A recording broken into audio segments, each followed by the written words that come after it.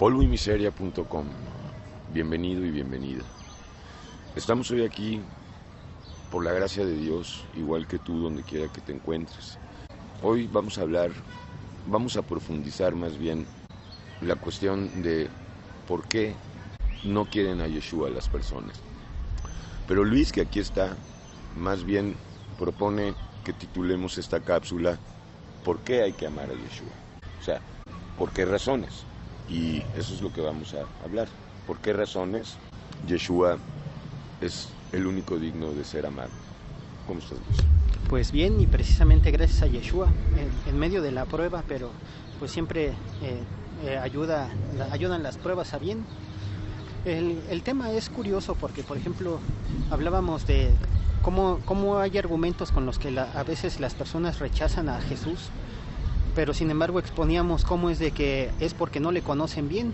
Poníamos argumentos como es de que más bien él tiene mucha buena voluntad, como dice Romanos 12, para con los que le buscan, y sin embargo al pasar por alto estos caminos de bendición y de esperanza que él ofrece, y valiéndose ellos mismos por sus propias opiniones, más bien opinan lo contrario. Entonces, según entiendo, lo que estás diciendo es que una de las razones por las cuales no quieren a Yeshua es precisamente por el testimonio que dan los llamados cristianos. ¿No podría ser esa una razón? Porque llega un ateo, digamos, a una congregación apóstata y ve el numerito y la incongruencia que hay ahí, el cinismo que hay ahí, la codicia que hay ahí, y pues terminan diciendo, no, yo no quiero esto para mí. Yo no quiero ser pastoreado por un pastor, yo no quiero estar en esta hipocresía. Entonces, en grande medida, la razón por la cual Yeshua está desprestigiado es precisamente por los cristianos. Así es, sí, en la cristiandad, hablando por ejemplo en el caso del catolicismo, hay un testimonio pues muy contradictorio. En una ocasión un joven estaba leyendo una Biblia en las bancas, y salió el sacerdote y le dijo que por qué leía la Biblia, que no quería gente protestante. Sin embargo, pues es contradictorio y es chistoso poder notar que es el mismo libro que ellos abren para impartir la misa, ¿no? Entonces es también importante notar que más bien es porque ellos tienen ya también su programa con tendencias a lo que ellos quieren manipular o enseñar, y pues una persona que entra con una mente abierta, en este momento, como estamos mencionando a los ateos, a lo mejor ellos en su concepto de rechazar a Dios, en ese momento también tienen la perspectiva de una opinión más abierta, no tan cerrada como un religioso, y en ese momento empiezan a encontrar esas discrepancias, y por eso es de que empiezan a rechazar. Y se cumple la palabra: por causa de ustedes mi nombre es blasfemado. Sí, así es, y yo creo que esa parte es muy clave, porque en el momento en el que no se da el testimonio como debe de ser, ahí no hay más que dos cosas, 2 puntos. El primero es la evidencia de que en las iglesias apóstatas no está Dios, y el segundo es que pues las personas no se acercan porque no tienen un evangelio verdadero claro que están escuchando, entonces no le ven esperanza, no le ven motivo. No ven el poder de Dios. Así es.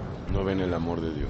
No lo ven, porque los asuntos que para poder verlo es con los ojos de la fe. Entonces, al tratar de verlo con los ojos físicos e intelectualizarlo, es donde las opiniones empiezan a volverse limitadas. Y ya no llegan a fondo. Así, ya no experimentan la presencia de Dios. Ok. Entonces, por muchas razones no quieren conocer a Yeshua. Pero ahora vamos a hablar de por qué sí hay que conocer a Yeshua y por qué es el único digno de ser amado y de obedecerle. Sí, vamos a mencionar 3 puntos. Estos 3 puntos son que abarquen todo. Así es. El primero es porque es Dios mismo.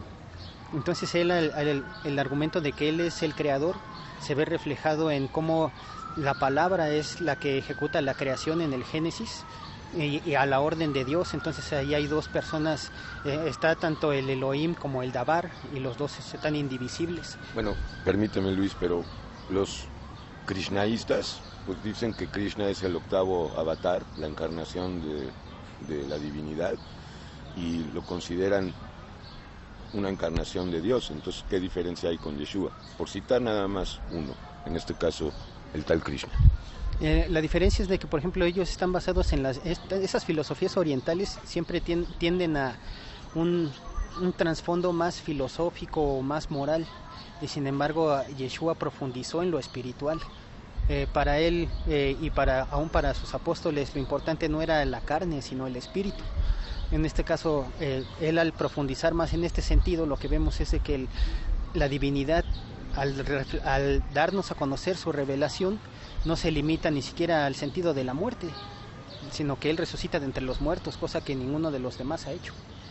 Bueno, también dice la leyenda de Krishna que resucitó y ascendió. Pero lo que pasa es que también lo mismo se habla de Mahoma, que fue llevado al cielo de una forma... también se dice de Horus. Sí, por parte de las mitologías egipcias. Así es. Lo que pasa es de que Satanás, mencionábamos en el segmento pasado en 2 de Corintios 4:4, que se ha encargado de entenebrecer el entendimiento de los hombres, y el motivo ahí mismo dice, para que no les resplandezca la luz del evangelio de la gloria de Cristo, que es la imagen de Dios. Entonces esta parte última no hay que pasarla por alto, porque es la parte que nos lleva a conocer a Dios.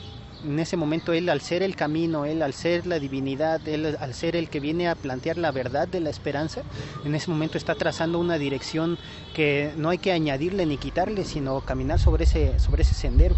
Entonces, punto número 1, porque Dios se hizo carne en Yeshua. O sea, ¿por qué sí es Yeshua? Porque Él es Dios hecho carne.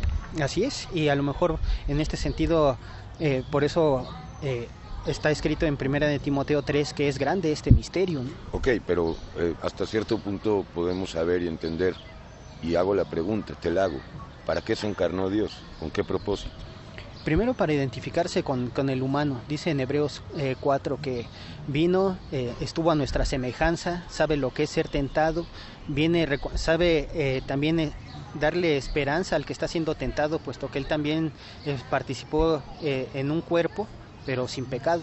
Y un punto fundamental, vino a cumplir la ley. Ese es otro argumento. Es el principal, porque ese argumento tira y rebate toda la idea esta de que Jesucristo es un plagio de Krishna o de Horus o de Mitra o de Dionisio y de muchas otras culturas o mitologías, porque ninguno de ellos cumplió una ley. Así es, ese es el segundo punto que hay que tocar. Él al cumplir la ley estaba cumpliendo las leyes de Dios. Entonces, en ese sentido, no son las leyes ni de la religión, ni de la filosofía, ni de nuevas culturas que empezaron a difundir sus principios, sino que la ley que el Señor había establecido es la que Él mismo viene a cumplir. La incumplible ley por los humanos la cumplió el Mesías. Así es. Entonces, en este sentido, ahí es donde vemos que lo que no podíamos nosotros hacer, Él lo hace por nosotros, y ese es un momento clave en el que podemos ver que Él es digno de amarlo y de seguirlo. Porque al cumplir la ley también anuló o quitó la maldición y la condenación. Sí, porque hay mandamientos en Éxodo, en Levítico y en Deuteronomio, en donde está la cláusula que hay maldición al que no la cumpla, que acarrea condenación el hecho de la desobediencia al mandamiento. Entonces, Deuteronomio 28. Así es. Que seguramente fue la porción del libro que encontró Josías, ¿no? Así es, el hallazgo del libro de la ley. Entonces, en este sentido ahí lo que vemos es de que cuando él empieza a cumplir lo que Dios ha mandado, en este sentido, pues es alguien que viene a cumplir el propósito tal cual es. Pero la gente no quiere mandamientos, ya no quiere, están hartos de la ley. Justamente esto ofrece Yeshua, ¿no?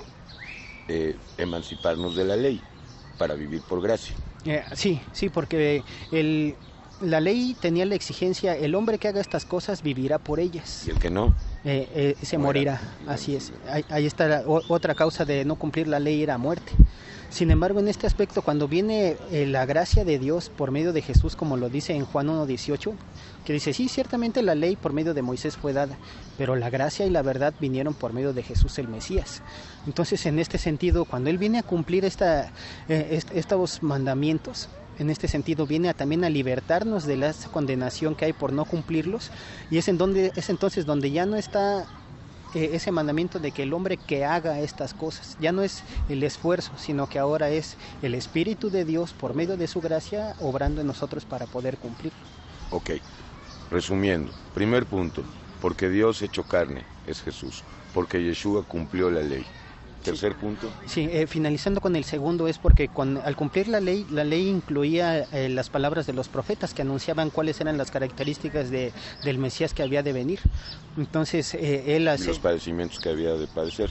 Así es. Entonces, en este sentido, al cumplir esas profecías, eran partes muy clave de identificar quién iba a ser la persona. Como dice Pedro, la persona y el tiempo que el Espíritu de Cristo les había revelado a los profetas para el cumplimiento. Ese es otro punto. De Krishna nadie profetizó, de Horus tampoco, de Zaratustra tampoco. En cambio de Yeshua sí hay toda una serie de profecías, siglos de profecía acerca de su primero y su segundo advenimiento. Sí, por eso en este segundo punto hay que ver la variedad de las cosas que se anuncian de él. Por ejemplo, las sombras y figuras, el tabernáculo, las fiestas, todas estas cosas que apuntan a la persona del reino mesiánico, a Jesús.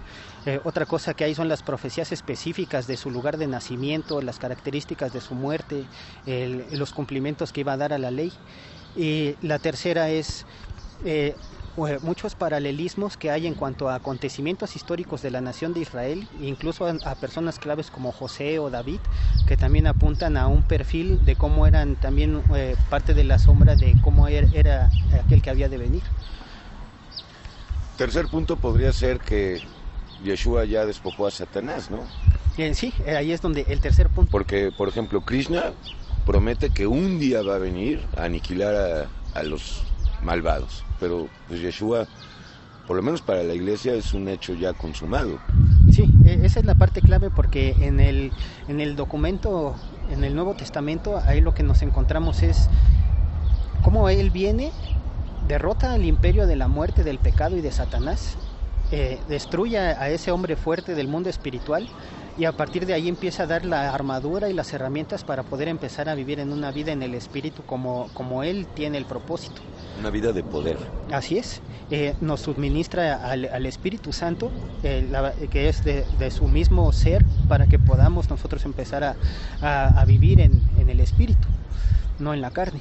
Entonces, en este sentido, lo que vemos es que se empiezan a desarrollar tanto la biografía de quién es Jesús en los evangelios, como la potencia de su persona y de su evangelio, anunciado y explicado y desglosado en el resto de las cartas, de toda esta doctrina de sus enseñanzas, la profundidad de esperanza, la vida eterna, el mundo espiritual, los principios que él tiene para los que ya somos sus hijos. O sea, un sinfín de cosas en las que en este tercer punto ya vemos la plenitud de todo cumplido. Ok, pues entonces son esos tres puntos, porque Yeshua es Dios hecho carne, porque Yeshua cumplió la ley y absorbió las maldiciones, haciéndose él maldición por nosotros. Y el tercer punto, porque despojó a Satanás, anuló el acta acusatoria que había en contra de todos los pecadores y ha compartido pues, su espíritu, comparte, él derrama su espíritu en aquellos y aquellas que están arrepentidos y le reciben. ¿Alguna otra razón? ¿O estas tres, digamos, son el fundamento? En estas tres encontramos, tanto en el antiguo, cuáles eran las partes claves de aquel que había de venir, y en el nuevo vemos el cumplimiento total y la explicación de lo que es el plan a seguir. Pues muy bien, sin duda hay muchísimas más razones por las cuales, y en Polvo y Miseria hay una serie de más de 30 cápsulas que se llaman 30 razones para creer en Yeshua, aun cuando no prometiera vida eterna y cuerpos resucitados. O sea, nosotros ya lo ponemos, aun que no hubiera palabras de vida eterna. Yeshua sigue siendo el único que puede hoy por hoy liberarnos de la esclavitud satánica, de la esclavitud al pecado, esto es, de la esclavitud a la ira, a los celos, a la envidia, a la amargura, a la tristeza, a la codicia.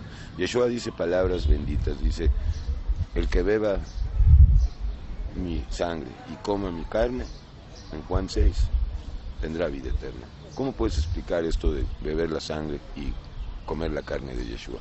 Porque evidentemente es algo espiritual. Sí, de los versículos 50 al 52, ahí más específicamente dice que eso significa creer en él. Entonces no creer y obedecer. Así es, sí, la palabra fe en el idioma original tiene que ver con la obediencia. no nada más es creer por creer, porque muchos pues pueden profesar creer, pero si no obedecen está hueco, está falso, no tiene fruto esa fe. Sin embargo, la obediencia sí conlleva el estar al pendiente de qué es lo que pide y por supuesto ponerlo por obra. Entonces eso es lo que significa comer su carne y beber su sangre. Entonces definitivamente no es lo que dice la Iglesia Católica. ¿Qué dice la Iglesia Católica acerca de beber la sangre y comer la carne? Y ya también la Iglesia Evangélica.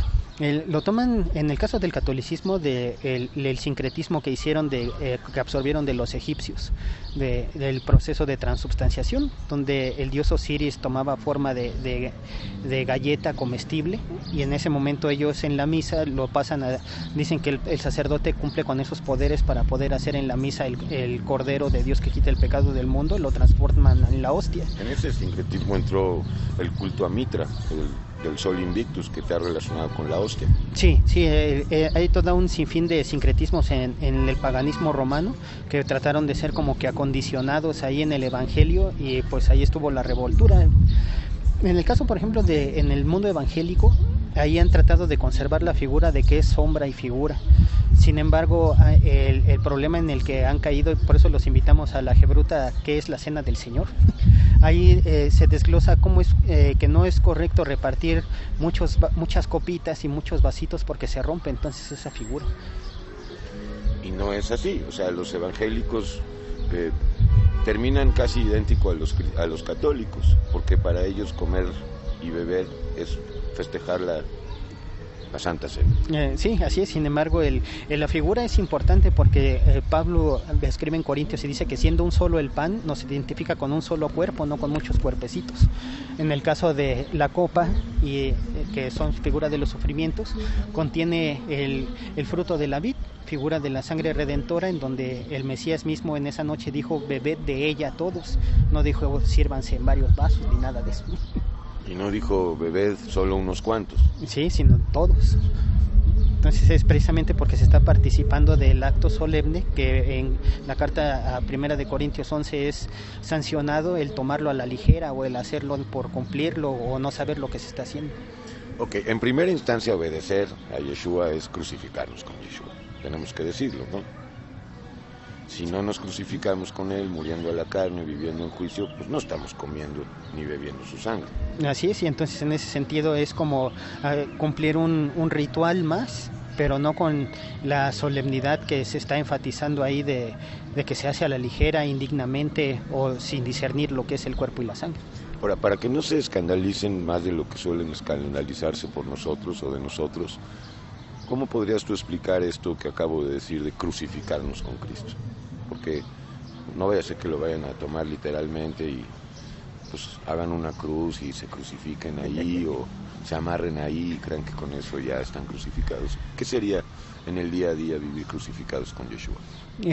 Primeramente es la comunión con Él, estar en constante oración, estudio de las Escrituras, acto seguido la obediencia, que es lo que Él pide, porque tratar de vivir una fe como uno la entiende se separa de lo que Él establece, entonces ya no es lo mismo. Y como tercer punto es estar dispuesto precisamente a renunciar. El hecho de que hable de crucificar, habla de morir. Sí, de hacer un juicio sobre el hombre viejo para hacerlo morir, porque a veces el hombre viejo o la criatura vieja, que es el enemigo a vencer, nuestro propio capricho, nuestra propia voluntad, en ese momento se quiere anteponer a hacer lo que quiere y como lo quiere. Entonces eso es lo que hay que hacer morir. Así como Él murió para darnos, para vencer a la muerte y resucitó para confirmar esta victoria, en este sentido nosotros tenemos que estar crucificados a ese viejo hombre que en alguna ocasión antes de conocerle quería ejecutar todas las pasiones y deseos, y en ese momento andar en una vida nueva en obediencia. Ese es el punto. No vayan a pensar que es crucificarnos para morir. Es crucificarnos para andar en novedad de vida. Así es, y en ese momento estar crucificados en Cristo también implica lo que es, al vivir en sus mandamientos andamos en esa novedad de vida, porque no son los principios que se nos ocurrieron, sino lo que Él estableció, y tomar todo, y todo incluye las bendiciones y las pruebas. Entonces en este sentido, pues también a veces es necesario participar de ciertos sufrimientos en ese momento también eso involucra tener la obediencia no nada más a lo bueno, a las bendiciones, sino también participar de sufrimientos como persecuciones y todas las cosas que hay que soportar, así como Él soportó por salvarnos, nosotros soportarlo también por gratitud a lo que Él ha prometido para nosotros. Muy bien, pues estamos cerrando la cápsula, pero también decimos que estamos próximos, con la ayuda de Yeshua, a hacer un estudio comparado de algunas figuras que para muchos son dioses y que entra dentro de lo que estamos hablando. Hemos hablado del caso de Krishna, hemos hablado de muchos otros, pero en muchos países de Oriente hay tradiciones muy, muy semejantes y se encuentran paralelismos. Por citar, traigo aquí unos datos, nada más para que veas cómo hay un paralelismo siniestro entre Krishna y Yeshua, aun cuando es el cielo y la tierra. Es incomparable. Krishna, el dios indio, nació de una virgen llamada Devaki. Su padre fue un carpintero. Su parto fue asistido por ángeles y pastores. Igual llegaron sabios a verlo, le entregaron oro, mira e incienso. Fue bautizado en el Ganges. Vivía pobre y amaba a todos. Se transfiguró frente a sus discípulos. Por cierto, tenía 12 discípulos o compañeros. Resucitó y ascendió al cielo. Y también es Krishna la tercera persona de una trinidad hindú. Y también promete regresar para luchar contra el príncipe del mal. Como ves, son paralelismos tremendos. Sí, lo que pasa es de que Satanás, cuando tentó a Eva y a Adán en el jardín del Edén, antes de que Dios determinara los juicios sobre cada uno de ellos, primero extendió su misericordia con la promesa que habría una simiente de la mujer que vendría a traer redención. Entonces, cuando Satanás se da cuenta de esta importante profecía, que es la primera, llamada también el protoevangelio, Génesis 3:15. Así es, a partir de ahí empieza él a estar al pendiente de muchas cosas como profecías y muchas cosas que están anunciadas acerca de la venida de Jesús. Y en ese momento él como que empieza también paralelamente a trabajar cuáles van a ser las partes claves con las que va a hacer historias imitadoras, porque al fin y al cabo imitador. Ahí hay un punto, Luis. Ahora me viene a la mente. Michael Jackson, antes de morir, dijo unas palabras clave. Dijo, no crean en los libros de historia. ¿Tú no crees que puede estar aquí la mano del diablo que hace creer que 2000 años antes de la encarnación de Yeshua ya había un Krishna, 2000 años antes de Yeshua ya había un Mitra, ya había un Semiramis, ya había un Horus? Yo también puedo agarrar este papel y decirte que tiene 5000 años de antigüedad. ¿Qué tan creíble es la historia oficial? Porque sabemos que está escrita por los vencedores. Así es, la diferencia es porque cuando Satanás empieza a darse cuenta de estos acontecimientos, empieza a hacer una historia imitadora con personajes paganos que no tienen que ver con el linaje de la profecía, que tiene un cumplimiento en un descendiente específico de la mujer. Entonces, cuando Dios empieza a traer la historia real con el descendiente real y con el cumplimiento real, entonces ya existen historias, pues más bien ya existen mitos muy similares con los cuales ya empieza a confundir a la raza humana. Pero un mito no necesariamente es mentira. El mito más bien es, casi todo es como fábula, mientras que la leyenda no necesariamente es mentira, sino un pedacito de verdad, mentira. Entonces, en este aspecto lo que hace él es que un mito también puede ser una verdad llevada a nivel mito, o sea, una verdad mitificada. Sí, bueno, con un peligro tremendo, desde luego. Sí, pero refiriéndonos en este aspecto, para no salirnos del concepto de mito, de todas formas él lo está transcriversando con tal de confundir. Entonces, en este momento, aunque sea una media verdad, pues no hay medias verdades no hay en el... Las medias verdades son mentiras. Así es. Entonces, en este concepto, lo parecido de estos personajes antes de Jesús es el intento de proyectar una verdad, pero el desenmascarar que no tiene que ver con el cumplimiento, linaje, persona, tiempo.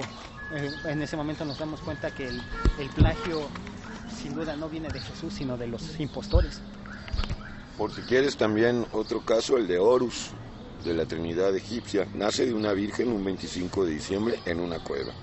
El parto también fue anunciado por una estrella y atendida por pastores y ángeles y sabios. Fue bautizado a los 30 años. El que bautizó a Horus se llamaba Anup el Bautista.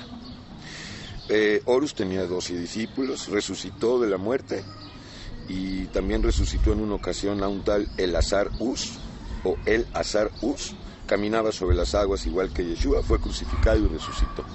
Entonces, ¿para qué queremos a Yeshua? Tenemos a Horus antes que Yeshua.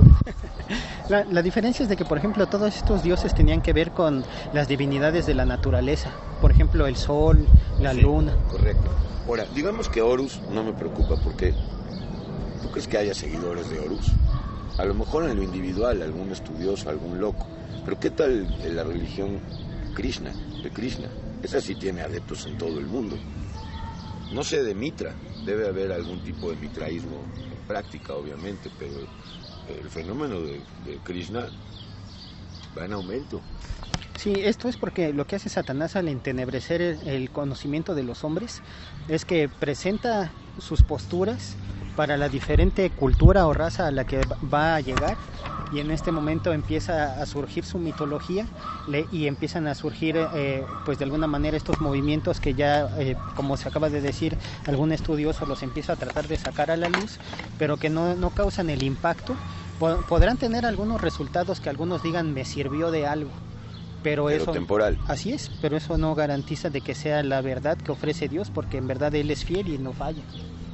Bueno, pues concluyendo, porque habíamos quedado de hacer un express de 5 minutos y llevamos 26. Sí, pues hacemos un llamado. Pues es totalmente un plagio encontrar o seguir algún personaje, filosofía o religión que ha tratado de imitar lo que Dios había anunciado que había de suceder. Sin embargo, tenemos la certeza de que el Mesías mismo dijo, el que a mí viene no le echo fuera.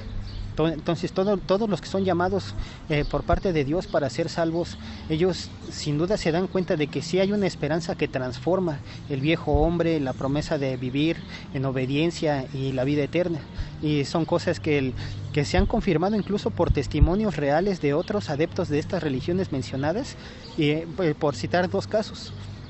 Por ejemplo, entre los seguidores de los chinos, en alguna ocasión uno de los sacerdotes de esa religión pues resucitó en pleno funeral y pues dijo, Jesús fue el que me volvió a la vida para testificar que vivimos engañados. Entonces, y él testifica que muchos de sus líderes, que ellos consideran líderes espirituales, estaban en la condenación de los que rechazan el amor de Cristo. Otro testimonio es que fue muy sonado en las noticias, en las televisoras de los países musulmanes. Es como un hombre golpeó a su esposa por estar leyendo la Biblia, y entonces él al matarla fue a meterla en la cripta, pero metió a sus dos niños, al bebé y a su hija, la mayor. Entonces cuando se empiezan a hacer las investigaciones, en ese lapso muere otro familiar, y cuando este familiar lo van a meter a la cripta salen los dos niños vivos. Entonces les dicen que qué hacen ahí, quién los metió, y empiezan a testificar. Lo que pasa es de que pues mi mamá se empezó a acercar a Jesús, mi papá la mató, nos encerró con ella para pues de alguna manera muriéramos ahí, pero es Jesús, o sea, ella lo describe, un hombre de vestiduras blancas con luz que venía todas las noches a despertar a mi mamá para darle pecho al bebé, y él nos mantenía con su fuerza todos los días hasta que nos han encontrado. Pues tremendos testimonios. A mí en realidad en cuanto al Islam no me preocupa porque no hay paralelismos entre Mahoma y Yeshua, pero sí me preocupan este tipo de personajes, Krishna, Mitra, Horus. También en la literatura escandinava, en la mitología escandinava se pueden encontrar paralelismos con Yeshua. Entonces de esas queremos hablar. Sí, entonces los invitamos a que estén al pendiente de estos temas que se van a estar abriendo para conocer más de estos personajes, sus orígenes y por qué solo a lo máximo que trascendieron fue a lo limitado que se conoce de ellos. Pero también han querido comparar a Buda con Yeshua. Sí, así es, algunas de sus filosofías. Incluso también hay algunos rabinos que han hecho estudios donde dicen las enseñanzas que dijo Jesús en tal y en tal versículo de sus evangelios ya las habían sustraído de 5,000 años antes Krishna y Buda. Sí, y otros rabinos más. Entonces ahí lo que vemos más bien es que Satanás... Son varios libros, ahorita recuerdo uno, Al-Kusari de Yehuda Levi. Uh-huh. Sí, entonces Satanás ha trabajado mucho en hacer una imitación de la verdad del evangelio para confundir. Entonces lo que sí podemos decir con toda seguridad es de que Hay testimonios de gente que alguna vez fue feligrés de ese movimiento y ha conocido a Jesús y ha caído ese velo que los ha mantenido ciegos espiritualmente, y ahora pueden testificar de lo que vivieron mientras estaban ahí y la realidad de Jesús. Bueno, pues Hacemos un llamado: solamente Jesús, Él es el camino, la verdad y la vida, como lo decíamos en el segmento pasado, y es la esperanza para todo aquel que cree. Y aquí decimos lo que le dijeron a Natanael: ven y míralo por ti mismo. Sí, así es. Entonces, si alguien dice, ¿a poco de Jesús puede salir algo bueno? Pues ven y ve. ¿A dónde va? A escuchar a la presencia de Jesús en la oración. ¿A dónde? ¿A una iglesia? No. No, que vaya a las Escrituras, que busque a Dios. ¿Por dónde empieza? Que empiece por el evangelio más espiritual, es el de Mateo, el de Juan, porque ilustra la divinidad de Jesús. Pero en Mateo está el rey de Israel. Y 3, o si quieres más, pero digamos, para no abrumar, 3 cartas o libros de los libros de la Biblia por los cuales las personas que nunca han entrado en la Biblia entren. Ya dijiste uno, el Evangelio de Juan. Perfecto. La carta a los Romanos. Muy bien. Porque allí está desglosado cómo desde tiempos antiguos ya había una ceguera espiritual en la que Dios dio por un momento la revelación por las Escrituras a Israel, pero le extendió masiva a las naciones extranjeras cuando llegó el debido tiempo de la revelación del Mesías. O sea, no empezar por Apocalipsis, ¿verdad? No, porque ahí hay mucho símbolo que empezando, porque si lo toman literal, así es. ¿Y del Antiguo Testamento alguna recomendación, Luisito? Pues podríamos ver, Daniel es muy atractivo para eso. Pero igual la cuestión de la profecía puede ser piedra de tropiezo para los primerizos, ¿no? Así es. Bueno, entonces también podríamos hablar, por ejemplo, de lo que es el Eclesiastés, porque el Eclesiastés nos enseña una forma muy real de la vida. O sea, realmente a veces... La experiencia de todo ser humano, a fin de cuentas, no al final del día. Así es, sí, llámese tristeza, alegría, trabajo, fatiga, lo que sea, al final todo pues termina en nada. Sin embargo, la conclusión del libro es: el fin de todo discurso es este: teme a Dios y obedece sus mandamientos, porque eso es el todo del hombre. Y termina diciendo: porque Dios traerá a juicio toda obra que haya hecho el hombre, sea buena o sea mala. Entonces ahí eso ya quiere decir que es un paso más allá de la tumba. No se detiene todo con la muerte, sino que Dios pide cuentas de la vida que prestó. Pues ahí está la recomendación, hermano y hermana: el Evangelio de Juan, maravilloso, la carta a los Romanos, epístola a los Romanos, y en el Antiguo Testamento Eclesiastés para empezar, y después Dios va a guiar. Así es, sí, porque es una parte clave en la que también al acudir a la Biblia ha habido mucha confusión cuando se quiere interpretar o se quiere meter la explicación del intelecto. Sin embargo, conforme Dios va guiando... ¿Cuál sería la actitud espiritual que tú recomendarías que a la que lleguen o con la que lleguen al estudio bíblico? Primeramente con sencillez. No de sabios, ¿verdad? Sí, con sencillez, ignorando todo.